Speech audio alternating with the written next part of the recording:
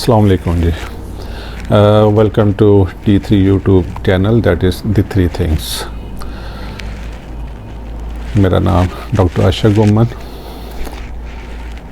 मैं बहुत दिनों से इस वाक़े पे बात करना चाह रहा था जो मीनार पाकिस्तान पे हुआ, लेकिन बग़ैर किसी फैक्ट्स के जाने, बग़ैर इसका एनालिसिस किए, क्योंकि बहुत सेंसिटिव इशू है और बग़ैर हक़ाइक़ जाने, बग़ैर इसका तजिया किए जो है इस पे बात करेंगे तो अगर जो एक मुतअस्सरा फ़रीक है उसके हक़ में कर देंगे तो दूसरे जो हैं वो सीख पाओ हो जाएंगे, जो कि सोशल मीडिया पे हर तरह की जो वो वीडियो है उस खातून की वो निकाल के डाल रहे हैं और वो कह रहे हैं कि वो है इस तरह की थी, उसके साथ इसी तरह का होना चाहिए था, वगैरह वगैरह। और अगर आप जो है उस जो है वो दूसरा जो पॉइंट ऑफ व्यू है, यही जो अभी मैंने बताया कि जैसा कहते हैं कि जो है वो बुरे काम का नतीजा बुरा ही होता है, तो अगर जो माशरे में बुराई पाई जाती है उसको अगर आप इस तरीके से इजहार करेंगे, दूसरों को प्रोवोक करेंगे कुछ गलत करने का, अगर उस लिहाज से आप बात कर देंगे तो फिर दूसरों को आग लग जाएगी। बहरहाल इस वाक़े पे जिनने अपनी दुकानें चमकानी थी, अपने चैनल चमकाने थे और जो चूरन बेचना था सारे जो है वो तकरीबन बेच चुके हैं। अब मामला जो है ठंडा हो रहा है, तो जब ठंडा हो रहा है तो मैंने कहा ठंडे दिल के साथ, ठंडे दिमाग के साथ, लोग भी ठंडे हो चुके होंगे, तो साइको एनालिसिस जो है इस वाक़े का पेश किया जाए। साइको एनालिसिस ना, अब सिर्फ इस वाक़े को आइसोलेटेड नहीं देखा जा सकता। आपको पता है हमारे मुल्क में पे दर पे इस तरह के वाक़या जो है वो हो रहे हैं। इस्लामाबाद में हुआ वो नूर मुकद्दम का, उससे पहले मोटरवे पे जो है वो रेप केस हुआ, फिर लाहौर में जो है वो हॉस्पिटल में एक डेड बॉडी जो है नौजवान लड़की की वो फेंक के भागे, लेकिन सीसीटीवी ने कैच कर लिया। तो इस तरह, और फिर अब ये मीनार पाकिस्तान का वाक़या जो है पे दर पे वाक़यात हो रहे हैं, पे दर पे।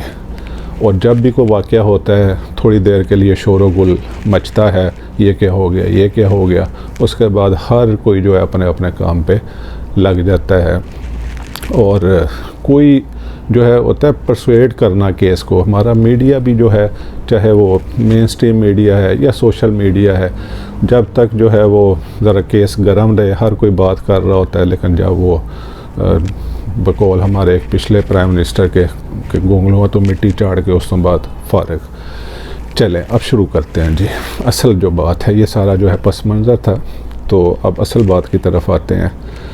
थ्री थिंग्स, तीन चीज़ें। जब भी इस तरह का कोई वाक़या होगा उसके पीछे तीन चीज़ों में से या तीन कॉजेज़ या तीन वजूहात में से एक वजह ज़रूर होगी। कहीं एक वजह होएगी, कहीं दो होएंगी, कहीं तीनों की तीनों पाई जाएंगी। ये हमने साइको एनालिसिस किया है बैठ के, क्योंकि हमारा मीदा नो क्लिनिक है और हमारी टीम में 3 साइकोलॉजिस्ट हैं, एक जो है साइकेट्रिस्ट हैं, न्यूरो साइकेट्रिस्ट, और मैं ख़ुद भी। हमने बैठ के ख़ास तौर से इस वाक़े का और इसके पीछे जो वाक़यात हो रहे हैं इसका हमने साइको एनालिसिस किया है। हमने बाकायदा जो है वो कुछ क्वेश्चनेयर्स बनाए हैं और लोगों से वो भरवाए, जिसमें नॉर्मल लोग भी थे, जिसमें पेशेंट्स जो ड्रग एडिक्ट से ज़ाहिर है वो माशरे के मतलब वो अफराद हैं जो धत्कारे हुए होते हैं कि वो क्या सोचते हैं। इस तरह हमने जो है क्वेश्चनेयर्स तैयार करके उससे ये जो तीन चीज़ें जो मैं आपके सामने रखने लगा हूँ ना, ये ऐसी नहीं है।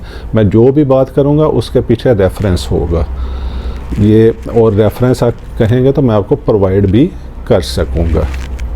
तीन चीज़ें हैं जब भी इस तरह का कोई वाक़या हो जो हिला के रख दे माशरे को, कोई रेप केस हो गया, कोई इस तरह का इज्तिमाई कोई वाक़या हो गया, कोई इस तरह का जिस तरह नूर मुकद्दम का इस्लामाबाद में, और इन वाक़यात की जितनी भी मज़म्मत की जाए, जितनी भी मज़म्मत की जाए, as a Muslim, as a Pakistani, as a इंसान, ह्यूमन, जितनी मज़म्मत की जाए वो कम है।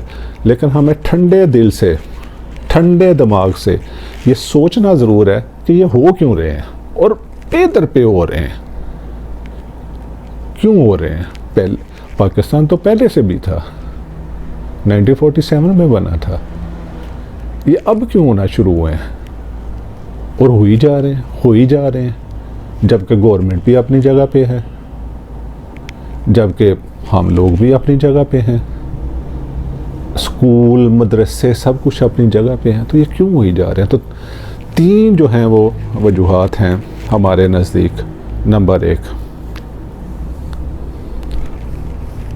खुदा का खौफ ना होना, अल्लाह का खौफ ना होना, बेखौफी, अल्लाह से बेखौफी, खुदा का खौफ ना होना। नंबर 2, मुआशरे का खौफ ना होना। और नंबर 3 जो है वो ये है कि तरबियत की कमी होना। 3 रीज़न्स मैं फिर बता दूं, कहीं 1 होएगी, कहीं 2 होएंगी, कहीं 3 होएंगी। नंबर 1 अल्लाह का खौफ ना होना, नंबर 2 माशरे का खौफ ना होना, और नंबर 3 जो है वो है तरबियत की कमी। अब आ जाए एक एक करके लेते हैं ज़रा इन तीनों चीज़ों को। आप गौर करें कि इंसान जो है उसको गलत काम से कौन सी चीज़ रोकती है। तन्हाई में वो रुकेगा ख़ास तौर पे गलत काम करने से, कोई जुर्म करने से, कोई गुनाह का काम करने से, जहाँ कैमरा नहीं लगा हुआ, जहाँ कानून की पहुँच नहीं है, सीसीटीवी कैमरा नहीं है, उसको तन्हाई में कोई देखने वाला नहीं है, उसको कौन रोकेगा गलत काम से? उसका ज़मीर रोकेगा, उसको अल्लाह का खौफ जो है वो रोकेगा, और कोई चीज़ उसको रोक नहीं सकती। अब ये जितने वाक़यात हुए हैं इन सब पे जो है ना वो ज़रा गौर करें, जो है जो बातें सामने आ रही हैं कि ये सारे जो हैं वो उन लोगों ने किए, ख़ास तौर से जो इस्लामाबाद का वाक़या है, उस जो है वो जो ज़ाहिर जाफ़र, उसके बारे में तो ये आ रहा है कि वो एथियस्ट है, अल्लाह को मानता ही नहीं, मुल्हद जिसको बोला जाता है। तो अल्लाह से बेखौफ हो जाएंगे ना आप, तो फिर जो चाहे करते फिरें। फिर ये तो होगी एक बात। लेकिन मामला ये है कि अल्लाह नज़र नहीं आता। जो चीज़ नज़र आती है वो नज़र आती है माशरे की फौरी पकड़, और ये ख़ास तौर से आपको जो माशरे की पकड़ है वो आपको रोकती है जो आप ज़ाहिर में जो आप गलत काम करते हैं, कोई जुर्म करते हैं, जो नज़र आता है, जो रिकॉर्ड हो जाता है, जिसमें आपको ये गिल्ट होता है या आपको ये डर होता है या ये फियर होता है कि माशरा क्या कहेगा। सबसे पहले माशरे में सबसे पहले आप इमीडिएट लोग आते हैं, आपकी फैमिली, आपके माँ बाप, वो क्या कहेंगे, मेरे ख़ानदान की रसवाई होएगी, मेरे माँ बाप की रसवाई होगी, ये डर, ये माशरे का यहाँ से शुरू होता है। और इसकी जो पीक होती है, जो क्लाइमैक्स होता है, वो होता है कानून की पकड़, कानून का डर। अब यहाँ क्या हुआ, दोनों अफ्रीकन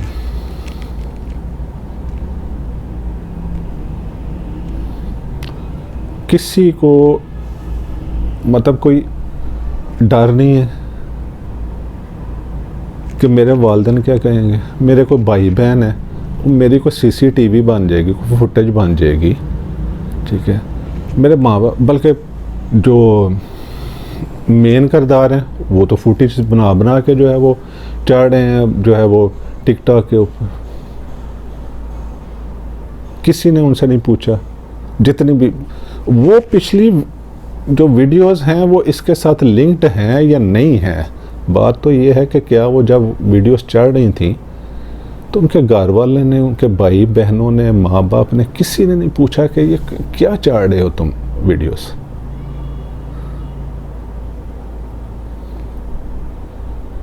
तो ये इमीडिएट जो आपको एक अंदर आपके एक ज़मीर होता है वो आपको मलामत कर रहा होता है। अगर आप ज़मीर को कोई थपकी छपकी दे के सुला दें तो फिर आपको जो आपके इर्द गिर्द जो लोग होते हैं उनका डर होता है कि वो क्या कहेंगे, और जब वो डर भी चलो उतार दिया किसी तरीके से, तो फिर आपको कानून की पकड़ का डर होता है। अब मामला क्या है, कानून तो यहाँ जो है वो, अब मैं क्या कहूँ, जिस तरह शायद वो अफलातून ने कहा था कि कानून तो वो जो है ताकतवर या भेड़िया या जानवर है जो है वो, जो इसको अपने साथ ही बहा के ले जाता है, तकरीबन इस तरह का। इसमें तो सिर्फ जो है वो मच्छर वगैरह जो है वो फंसते हैं। कानून तो हमारे मुल्क में तो ये माइट इज़ राइट, जो ताकतवर उसके लिए कौन सा कानून है। उनको देखा देखी अब जो निचले लेवल के जो लोग हैं, जो ज़रा लो तबके के कह लें या मीडियाकर तबके के कह लें, उनका भी खौफ जाता रहा। और कानून तो सरेआम रुसवा हो रहे, हर चौक में जो है 50-50, 100-100 रुपये में जो है वो रुसवा हो रहे, जितने भी कानून नाफज करने वाले जो लोग खड़े हैं। ये मुझे इस बारे में बात करने की ज़रूरत नहीं। किस्सा मुख्तसर ये है कि अल्लाह का खौफ जाता रहा, जिसकी वजह से ये वाक़यात होते रहे। उसके बाद इमीडिएट जो पकड़ होती है वो होती है मुआशरे की, चाहे वो फैमिली की सूरत में, चाहे वो जानने वालों की शक्ल में। वो पूछते हैं, अकाउंटेबल होते हैं अपने आमाल के, फ़ाल के, वो जाती रही। उसके बाद जो कानून है उसकी पकड़ जो, जितने भी बड़े बड़े केस हुए हैं, क्या है कानून, किधर है? किसी को कोई इस तरह की सज़ा मिली कि दूसरों के जो हैं वो रोंगटे खड़े हो जाए, किसी की हिम्मत ना हो इस तरह की जो है वो कोई बात करने की, कोई इस तरह की हरकत करने की, किसी को इस तरह की जो है वो एग्जाम्पलरी, जो दूसरों के लिए एग्जाम्पल सेट हो जाए कि इस तरह की कोई सज़ा मिले। बुरी तरह जो है हमारा जो तफ्तीशी निज़ाम है, और बुरी तरह जो हमारा जो जुडिशल निज़ाम है, वो बुरी तरह पिछले कुछ अरसे में एक्सपोज हुआ है। बल्कि ये तो ऐसे लगता है कि ये तो बनाया ही जो है वो तहफ़्फ़ुज़ के लिए, जो जुर्म कर ले उनके तहफ़्फ़ुज़ के लिए बनाया हुआ है। बुरी तरह एक्सपोज हो रहा है। कोई शरीफ आदमी थाने कचहरी में नहीं जाना चाहता, उसको पता है रुसवा हो जाऊँगा। ये तलख हक़ाइक़ हैं, इन पे बात करनी बहुत ज़रूरी है। ये वीडियो इसलिए नहीं बनाई जा रही कि जो है वो मैंने कोई अपना चैनल चमकाना है, या मेरी जो है वो मेन स्ट्रीम मीडिया पे कहीं मैं एंकर हूँ, मुझे निकाल ना दें, या मेरी तनख्वाह ना कम हो जाए वगैरह वगैरह। ठीक है, ये तलख हक़ाइक़ हैं, जो है इन पे बात करनी चाहिए। और जो है इन वाक़यात को, इनकी वजूहात में सिर्फ सुपरफिशियल, वो जिस तरह बात की थी, गोंगलों पर से मिट्टी नहीं जो है वो चाड़नी, बल्कि इन डेप्थ भी और इन विड्थ भी, तूलो अर्ज़ में जाके जो है इन जो है वाक़यात का, क्योंकि ये आइसोलेटेड नहीं हो रहे, हर वाक़या लिंक्ड है और पे दर पे हो रहे हैं। तो ये सोचना पड़ेगा ये क्यों हो रहे हैं। हमारी नज़र में हमने बताया अल्लाह का खौफ जाता रहा, माशरे का खौफ जाता रहा। माशरे में जो है वो आपका इमीडिएट जो खौफ है, जो है आपको जो घर बार का होता है, आपको जानने वालों का होता है, वो भी जाता रहा। और आपको कानून का जो खौफ है कि कानून की पकड़ में आ जाएंगे। देखिए इसकी सादा सी मिसाल है, बिल्कुल सादा सी मिसाल देने लगा मैं आपको, अपने मुल्क से भी दूंगा और बाहर से भी दूंगा। एक ड्राइवर है, वो कहीं लोकल गाड़ी चला रहा है, कहीं शहर में या कहीं कोई एक शहर से दूसरे शहर में कोई छोटी मोटी शाहराह है, वो जहाँ मर्ज़ी गाड़ी पार्क कर देता है। वो गलत साइड पे आ रहा है, सही साइड पे आ रहा है, जैसे मर्ज़ी चला रहा है, जिधर मर्ज़ी चला रहा है, कोई मसला नहीं। क्यों? उसको पता है यहाँ कानून कोई नहीं है, और अगर कहीं कोई है ही तो 50 और मैं ख़रीद लूँगा।